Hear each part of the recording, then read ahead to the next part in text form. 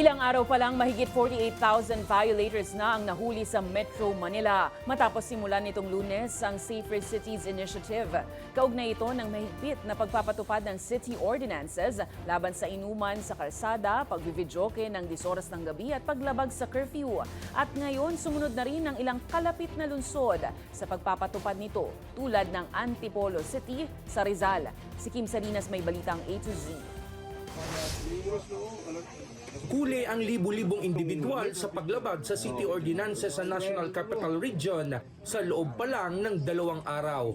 Kaugnay ito ng Safer Cities Initiative na ipinatupad ni Interior and Local Government Secretary John Vic Remulla simula nitong Lunes, April 6. Meron po tayong kabuang 24,881 na total ng violators na meron po ding makokolekta ang ating mga local government units na nasa 5,674,750,750 kung sakasakali man po na ang lahat ng ito ay magbabayad at hindi po sila mauuwi sa pagkakakulong. Ang pinakamataas na bilang ng mga nahuli ay sa Southern Police District na sumasakop sa mga lungsod ng Makati, Taguig, Las Piñas, Pateros, Parañaque, Pasay at Muntinlupa na umabot sa mahigit 12,000 violators. Ang pinakamarami po dyan ay yung nag-violate po ng drinking natin and smoking in public places. Sumusunod po dito ay yung ating mga minors na nag-violate po sa kanilang mga curfew hours. Kabilang sa mga ipinatutupad ng mga ordinansa ay pagbabawal sa inuman sa kalsada, pagbibidyoke sa labas ng bahay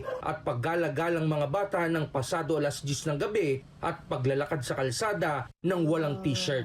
Bagamat pilot run pa lamang ito sa Metro Manila,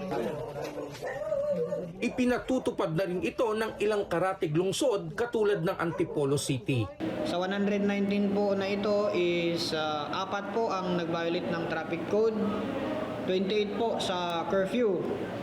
Meron tayong 25 sa naked, tapos 17 naman po sa public drinking or drinking in public places. Agad namang dinala sa Lingap Kabataan Center ang mga nahuli para sa pagpapayo at pagbibigay disiplina. Sa ilalim ng City Ordinance 2017-818, magmumulta ng 2,000 piso ang mga magulang ng bata, pero kung walang pambayad ng multa, ay magsasagawa ng community service ang magulang sa loob ng 2 araw. Pansamantalang nasa pangangalaga ng mga house parent ng City Social Welfare Development ang mga minor de edad, nilinaw naman ng PNP na ang hakbang na ito ay para sa seguridad ng publiko. Para po ma-prevent ang crimes na nangyayari po sa ating city, hindi po para mang-intimidate or manakot ng mga tao sa mga bahayan po. Naglaan na rin ang lokal na pamahalaan ng karagdagang public safety enforcers para mas mapaigting ang seguridad sa lungsod.